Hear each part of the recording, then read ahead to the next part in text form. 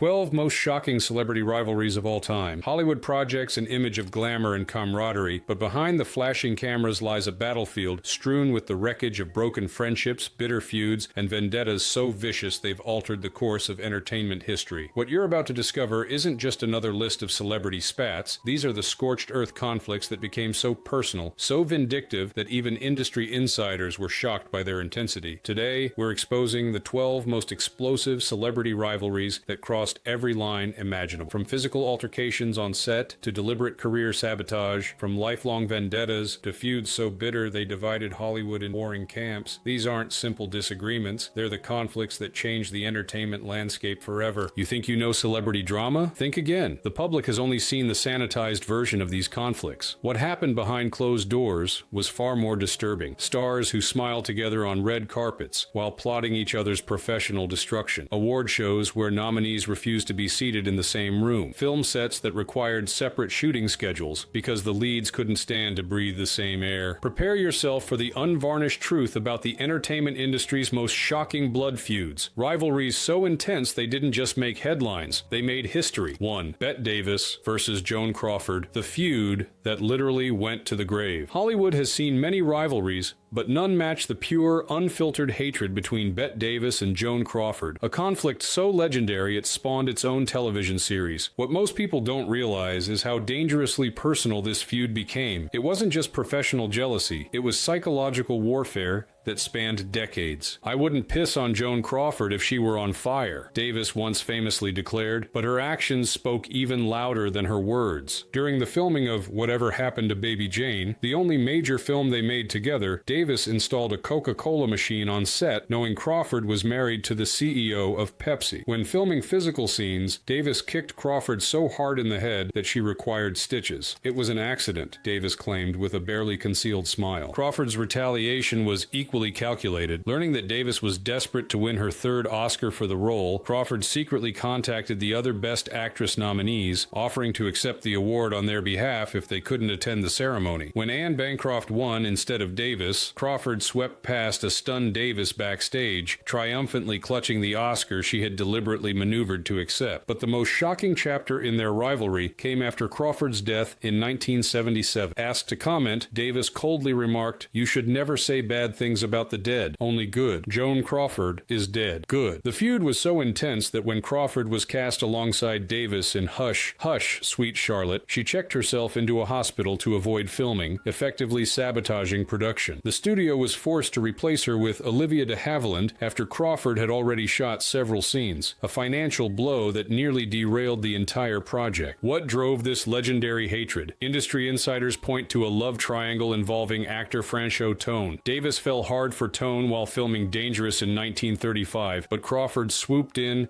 seduced him, and quickly married him, allegedly telling Davis the details of their passionate relationship just to twist the knife. The most disturbing aspect? Neither woman ever attempted reconciliation, not even in their final years. Some feuds end. This one went to the grave. 2. Frank Sinatra versus Marlon Brando, the chairman's revenge plot. Think modern celebrity feuds get nasty? They're child's play compared to what happened when two of Hollywood's most powerful egos, Frank Sinatra and Marlon Brando, went to war. This wasn't just a disagreement, it was total warfare with consequences that would last decades. The surface trigger seemed simple. Ava Gardner, whom Sinatra still considered his territory long after their divorce. But beneath simmered something far more explosive, a clash between Hollywood's old guard and its rebellious future. During Guys and Dolls, Sinatra, forced to watch Brando get the role he desperately wanted, turned the set into a psychological battlefield. He refused to speak directly to Brando, calling him only Mumbles and walking off set when Brando approached. Brando's retaliation, pure calculated torture. Knowing Sinatra prided himself on one-take performances, Brando deliberately forgot lines to force Sinatra through take after excruciating take, sometimes 15 repetitions of scenes Sinatra had already perfected. The hatred was so thick you could cut it with a knife, recalled a crew member. Frank would literally tremble with rage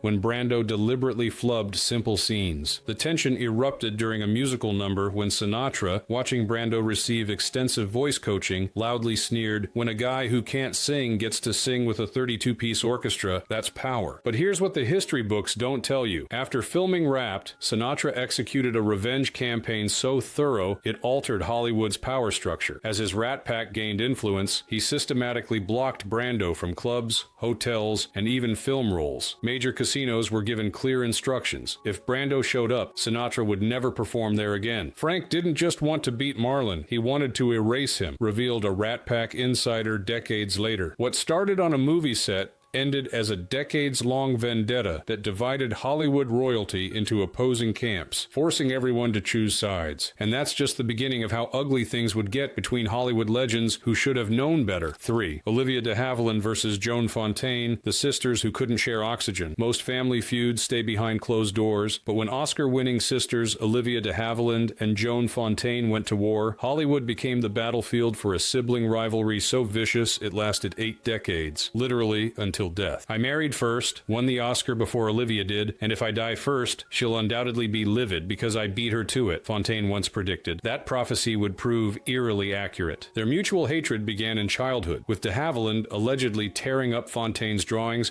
and breaking her toys. But Hollywood transformed typical sibling resentment into something much darker. The breaking point? The 1942 Academy Awards, where Fontaine won Best Actress for Suspicion, beating her sister who was nominated for Hold Back the Dawn. The cameras captured Fontaine seemingly rejecting de Havilland's congratulations, a public humiliation that hardened into decades of silence. When de Havilland finally won her own Oscar in 1947, witnesses watched in shock as she coldly rejected Fontaine's congratulatory approach. "She's got her Oscar," whispered Fontaine to nearby press. "Now she thinks she's got me in her shadow." Studio executives learned to schedule their appearances at premieres and events so the sisters would never cross paths. When mistakes happened, one would immediately leave rather than share the same air. What the public never knew until decades later was that their mother actively encouraged the rivalry, telling each daughter how the other was plotting against her. "Mother's favorite game was to turn us against each other," Fontaine later revealed. The true depth of their hatred became public at their mother's 1975 funeral. When Fontaine arrived to pay respects, de Havilland refused to acknowledge her existence. "I went to pay my respects to Mother," Fontaine recalled. "Olivia was there and said, 'I've outlived all my enemies,' obviously referring to Mother and me. They never spoke again." Perhaps the most chilling testament to this feud's intensity, when Fontaine died in 2013 at age 96, her 97-year-old sister, still outliving her final enemy, issued no statement, no condolences, no acknowledgement whatsoever. Blood may be thicker than water, but in Hollywood, hatred can be thicker than both. And speaking of hatred that could fill a room. 4. Hedda Hopper versus Luella Parsons, the gossip queens who destroyed lives with a typewriter. Before TMZ, before social media cancellations, two women wielded more destructive power than any studio head in Hollywood. Gossip columnists Hedda Hopper and Luella Parsons. Their bitter rivalry wasn't just personal, it was a nuclear arms race that left celebrity casualties scattered across decades. At their peak, Hopper commanded 35 million readers, while Parsons reached 20 million. One negative column could empty theater seats overnight. One rumor could end a career by lunchtime. They weren't journalists, they were executioners with typewriters, one studio head confessed privately, and they hated each other more than they hated anyone else. Their rivalry began when Hopper, a failed actress, entered the gossip business in 1938, threatening Parsons' long-established territory. What followed was warfare conducted in newspaper ink. The most disturbing aspect? Stars were merely pawns in their power game. Actors and actresses were forced to choose sides, pledging exclusive loyalty to either Hopper or Parsons. Choose wrong, and your darkest secrets would suddenly appear in print. Joan Crawford aligned with Parsons. Bette Davis sided with Hopper, intensifying their own legendary feud. When Rita Hayworth gave Parsons an exclusive about her divorce, Hopper launched a years-long campaign of vicious innuendo about the actress's personal life that contributed to her eventual mental health struggles. But their most terrifying display of power came when Hopper decided to destroy Charlie Chaplin, labeling him a communist sympathizer. Her relentless campaign directly contributed to Chaplin being denied re-entry to the United States in 1952 after traveling abroad, effectively exiling one of cinema's greatest talents from America for 20 years. In Hollywood during those decades, there were three power centers, recalled director Billy Wilder: the studio system, the mob, and those two women. And the women were the only ones who could could destroy the other two. Their bitter rivalry only ended when Parsons died in 1972, followed by Hopper's death in 1966. In Hollywood's darkest irony, the two women who spent decades destroying others are now buried less than 20 miles apart, forever neighbors in death after a lifetime of enmity. When we talk about dangerous Hollywood feuds, remember this: sometimes the most lethal weapon wasn't a gun or a knife. It was a gossip column read by millions. And in the case of our next rivalry, those weapons were aimed directly at America's sweetheart. 5. Elizabeth Taylor versus Debbie Reynolds. The scandal that America couldn't forgive. In the conservative 1950s, one Hollywood scandal shocked the American public like no other, when Elizabeth Taylor stole Eddie Fisher from America's sweetheart Debbie Reynolds, creating a love triangle so explosive it dominated headlines for years. When Fisher left Reynolds and their two young children to marry Taylor following the death of Taylor's husband Mike Todd in 1958, America instantly divided into teams. Reynolds became the abandoned Madonna, Taylor the home-wrecking temptress. "I was the last to find out about the affair," Reynolds later revealed. "There's nothing more humiliating than finding out your husband is cheating via a gossip column." The public fury was unprecedented. Taylor was booed at movie premieres and received thousands of hate letters. One Midwestern theater owner canceled all showings of Cat on a Hot Tin Roof, posting a sign that read, "This theater will not show films featuring Elizabeth Taylor due to her moral turpitude." What the public didn't see was Reynolds' private collapse. "I was contemplating self-harm," she admitted decades later. "I had two children, no husband, and a public that expected me to smile through it all." The rivalry took an unexpected turn when the two women found themselves booked on the same ocean liner in 1966. Reynolds made a daring move, approaching Taylor's stateroom directly. "I looked her in the eye and said, 'Enough is enough,'" Reynolds recalled. "The next day, photographers captured something nobody thought possible, the two of us laughing together on deck chairs." This reconciliation shocked Hollywood, but the final twist came in the 1970s when Taylor dumped Fisher for Richard Burton. Reynolds sent Taylor a telegram that perfectly encapsulated their complex relationship. "Congratulations!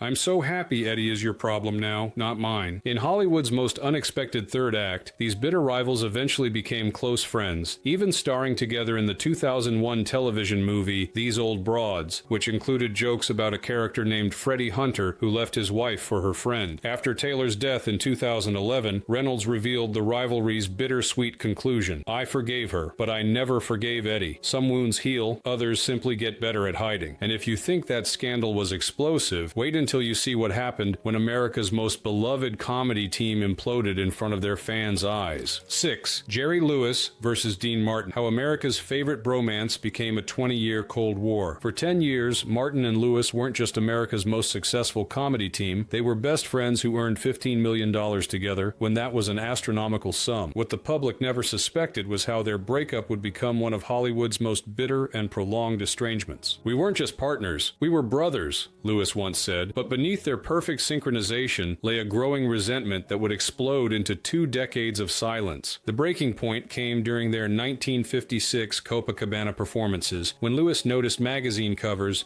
featuring only Martin while he was relegated to smaller photos or completely omitted. During one performance, Lewis, feeling increasingly overshadowed, spontaneously insulted Martin on stage, crossing a line that couldn't be uncrossed. "The truth is, I was jealous," Lewis confessed decades later. "Dean was becoming a serious actor while I was still the monkey." After their final performance on July 25, 1956, they didn't speak for 20 years. When asked about Lewis, Martin would coldly respond, "You mean the boy? I don't know what he's doing." The depth of their estrangement became painfully apparent in 1958 when they unexpectedly encountered each other at the Beverly Hills Hotel. According to witnesses, they literally passed each other without acknowledgement. Former best friends, now complete strangers. What few people realize is that Martin rejected multiple reunion attempts arranged by mutual friends. His bitterness ran so deep that when Lewis sent congratulatory notes after Martin's successes, they were returned unopened. The most shocking moment came when Frank Sinatra secretly orchestrated Martin's appearance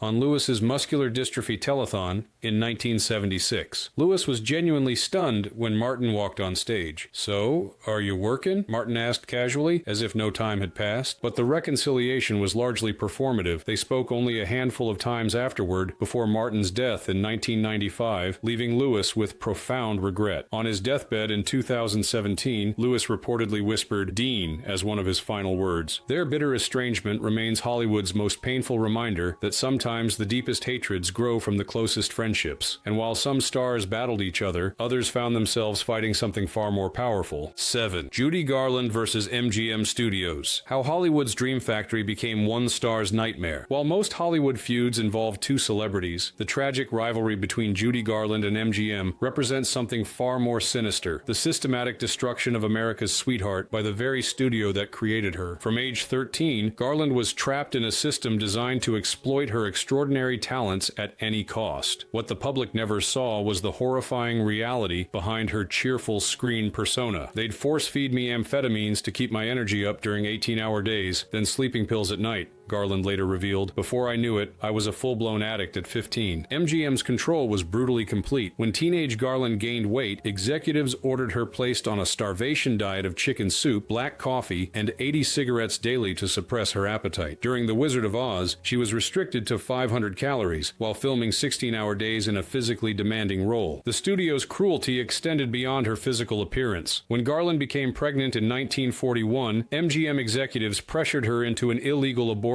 claiming a baby would destroy her good girl image. They owned her body, her image, her life, wrote her third husband, Sid Luft, and they were burning through all three at a terrifying rate. By 1950, after years of exploitation, Garland's mental health deteriorated to the point where she attempted self-harm on the set of Royal Wedding. MGM's response? They fired her, ending a 15-year relationship that had generated millions while leaving Garland physically broken and emotionally devastated. I wasn't fired because I couldn't perform, Garland later said. I was fired because after years of being worked nearly to death, I finally needed help. The most damning evidence emerged after Garland's death in 1969, when financial records revealed MGM had systematically underpaid her compared to male stars with similar box office draw. While Mickey Rooney received percentage points on their joint films, Garland remained on a restrictive weekly salary. Her death at 47 from an accidental overdose stands as Hollywood's most tragic testament to institutional abuse. As Lauren Bacall observed, what happened to Judy wasn't a feud.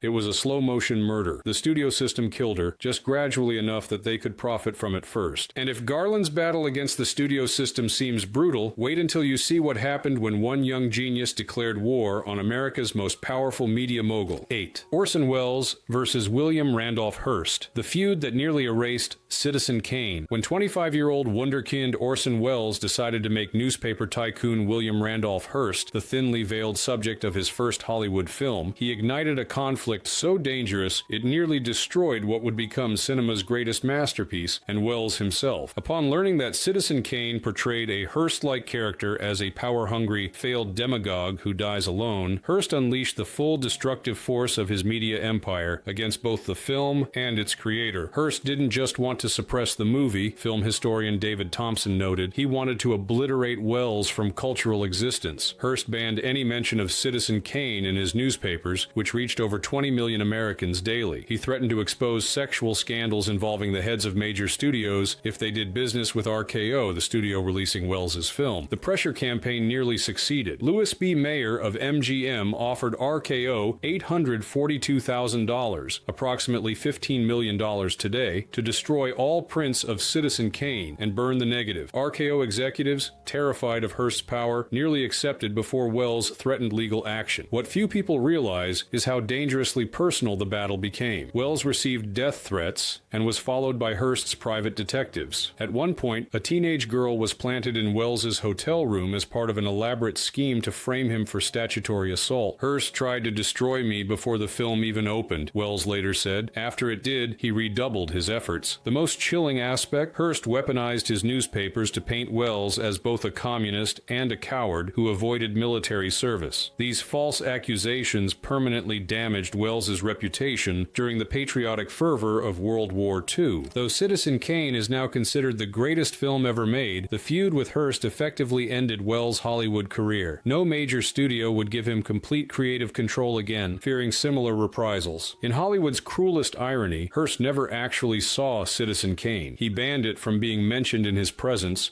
and refused all opportunities to view it. He died in 1951, his vendetta against Welles intact to the end. Kane survived, Roger Ebert once observed, but Hearst's revenge ensured Wells would spend the rest of his life trying and failing to recapture what should have been just the beginning of a legendary career. Some feuds end with reconciliation, others end with destruction, but the most tragic are those between people who once loved each other deeply. 9. Vivien Leigh versus Laurence Olivier, when Hollywood's royal couple became mortal enemies. To the public, Vivien Leigh and Laurence Olivier were cinema royalty, the glamorous couple who dominated both Hollywood and British theater. Behind this perfect facade, however, lay a relationship that deteriorated into one of the most heartbreaking personal rivalries in acting history. Their romance began scandalously. Both married to others when they began their affair in 1936, but they eventually wed in 1940, the same year Leigh won her Oscar for Gone with the Wind. For the next 2 decades, they created legendary performances together on stage and screen. What the public never saw was the increasing strain caused by Leigh's bipolar disorder, which resulted in dramatic mood swings and increasingly erratic behavior. During their 1948 production of Macbeth, Leigh's condition deteriorated so severely that she sometimes physically attacked Olivier during performances. "I found her sitting on the bathroom floor, shaking and sobbing,"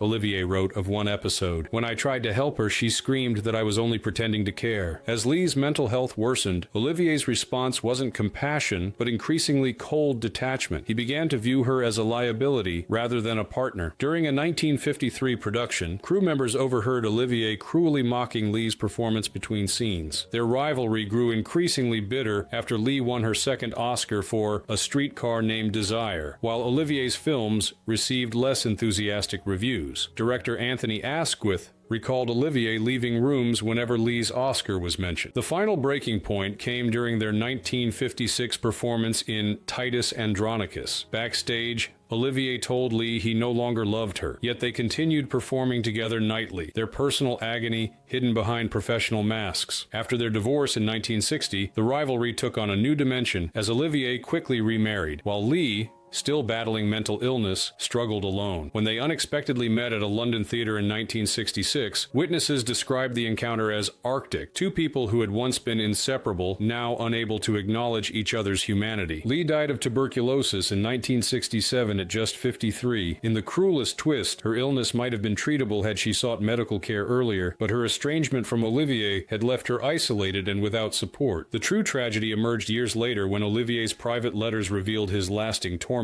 "I was always terrified of losing her," he confessed. "When it finally happened, I realized I'd actually lost her years before and played my own part in destroying what I most loved." Their story remains Hollywood's most devastating example of how mental illness can transform love into something unrecognizable, and how even legendary artists can fail those they claim to cherish. But Leigh wasn't the only star whose final days were shadowed by bitter conflict. 10. Marilyn Monroe versus 20th Century Fox, the battle that ended with her death. While Monroe's tragic 1962 death is well documented, what's less understood is the bitter feud with her studio that dominated her final months, a conflict that many believe directly contributed to her fatal overdose. By 1962, Monroe was Hollywood's most recognizable female star, yet she was still being paid far less than male actors with comparable box office power. When she discovered she was earning just $100,000 for Something's Got to Give, while co-star Dean Martin received $500,000, the long-simmering tension with 20th Century Fox executives reached boiling point. "They expected me to be just the sexy blonde forever," Monroe told a confidant. "They never saw me as a real actor or a human being deserving of respect." The conflict intensified when Monroe, suffering from severe sinusitis and high fever, missed several filming days. Studio head Peter Levathes publicly accused her of faking illness and notorious laziness, claims that devastated Monroe. On May 19, 1962, Monroe made her famous appearance at President Kennedy's birthday celebration, leaving her film production to perform Happy Birthday, Mr. President. Fox executives used this unauthorized absence as justification to fire her on June 8, 1962, and sue her for $750,000 in damages, an astronomical sum aimed at financial ruin. The studio's public statements were brutal, painting Monroe as unprofessional and mentally unstable. In response, Monroe granted a rare, in-depth interview to Life magazine, defending herself. "I am not a victim spectrum of emotional conflicts. I am human, and I'm fighting back because they are treating me like a product, not a person. What most people don't realize is that Monroe was winning the battle before her death. Dean Martin refused to continue the film without her, stating, "No Marilyn, no picture." Faced with Martin's ultimatum, Fox began negotiating to rehire Monroe at an unprecedented $1 million salary, more than doubling her original compensation. Just days before her death, Monroe received the contract offering her reinstatement with a substantial raise. She told her housekeeper, "I'll show them who's difficult. I'll be so cooperative they won't believe it." She was found dead on August 5th, 1962, before she could sign the new contract. The most disturbing revelation emerged years later when Fox production notes revealed executives had been deliberately exploiting Monroe's psychological fragility. Internal memos instructed publicity to emphasize her unreliability and emotional instability to strengthen their negotiating position. The bitter irony? The film she never completed was eventually abandoned at a $2 million loss, far more than what paying Monroe fairly from the start would have cost. In death, as in life, Hollywood still couldn't properly value its brightest star. But not all Hollywood feuds were driven by studio greed. Sometimes,